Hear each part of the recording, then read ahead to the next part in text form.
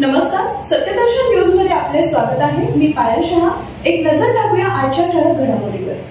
महाराष्ट्रात वाहनांच्या सुरक्षेच्या दृष्टिकोनातून राज्य सरकारचा नवा नियम हाय सिक्युरिटी रजिस्ट्रेशन प्लेट बसवण्याचा हा नियम राज्यभरात लागू होणार आहे। या नियमानुसार जवळपास 20 दशलक्षाहून अधिक वाहनांना ही नंबर प्लेट लावावी लागणार आहे।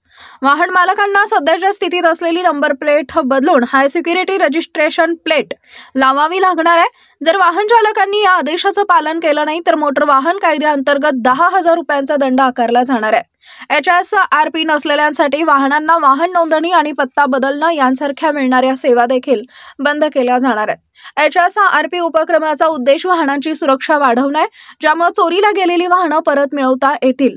नवीन वाहनाची बुकिंग केल्यानंतर 90 दिवसांच्या आत त्यांना ही नंबर प्लेट लावावी लागेल।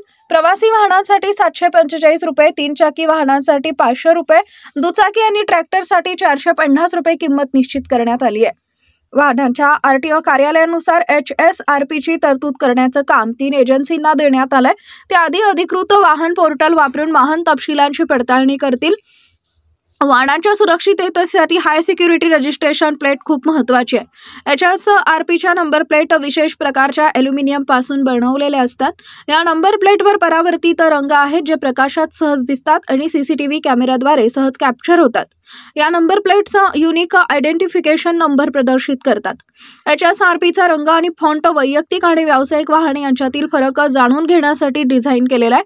पांढरा, पिवळा आणि हिरव्या रंगात ही प्लेट तयार केली जाते। या क्रमांकावर इंडिया असं देखील मुद्रित असते। याशिवाय निळ्या रंगात अशोक चक्र असतं।